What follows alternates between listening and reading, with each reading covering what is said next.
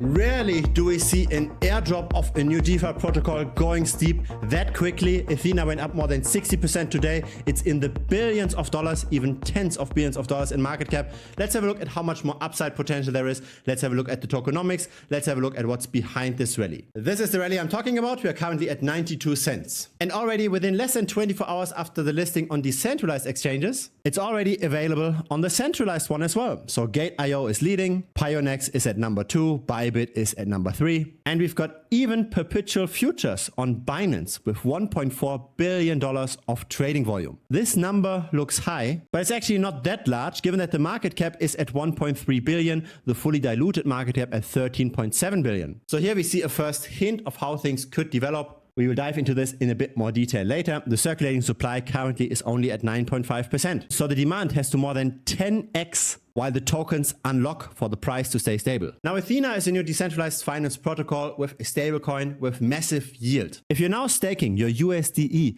you get 35% of APY. And this is partially generated by staking on Ethereum. It's also partially generated by interest rate arbitrage through shorting. So you're holding spot, you're shorting ETH at the same time, you're delta neutral, you don't have exposure to the price. You get 10% from that. And the reason why the APY is 35% is because not everybody is staking their stable coins. So you only get that return in case you stake. If you don't stake, you simply just get the stable coin. And so there's already a ton of adoption. Look at the total value locked on DeFi Llama on Ethena. We are now at almost 2 billion worth of assets locked up in Ethena. And of course, numbers like this don't happen by accident. There is a ton of backing by all kinds of large names in the DeFi space. We've got the founder of Aave, we've got the founder of Curve Finance, we've got the founder of Frax. There's also Synthetics involved. Kobe is in this as well. This is the who is who of DeFi. And besides those names, there's obviously also the centralized exchanges. Binance Labs, OKX Ventures, Bybit, and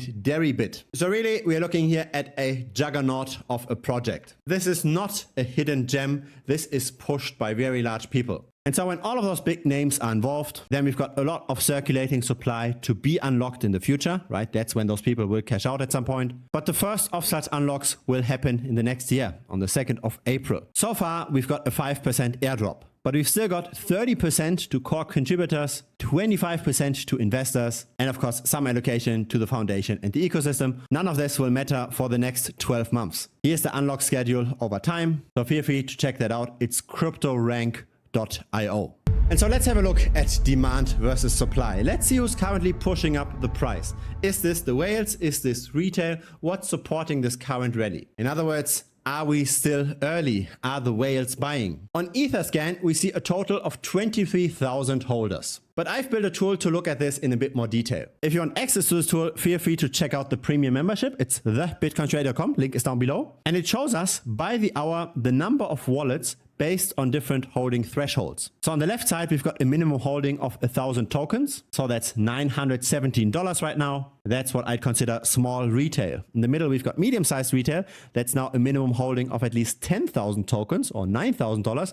On the right side, we've got the whales. That's a minimum holding of $90,000. And we still see how the number of retail investors is growing very fast, right? This is only a bit over 24 hours of history. The whales, though, they have stopped. In the last 10 hours or so, the number of whales did not increase. So really what we're seeing right now is that the retail investor is pushing up the ENA price. It's not the whales, and the whales cannot yet dump, and they will not be dumping for the next year, roughly. Now, we first heard about ENA in our influencer trade channel. So Thor Harvickson received some ENA tokens through the airdrop. So that was $5,000 worth of the token. Now that's of course worth more with the rally. Box Mining Plus also got quite a nice airdrop, almost $3,000. We are tracking quite a lot of influencers, again in the premium membership. I haven't seen any influencer yet buying into the token. So all the influencers that are so far involved already participated through the airdrop. If it's the first time here, feel free to subscribe. I publish videos regularly. A like would be very much appreciated as well. It helps the channel grow. There's also a free Telegram. Link is down below.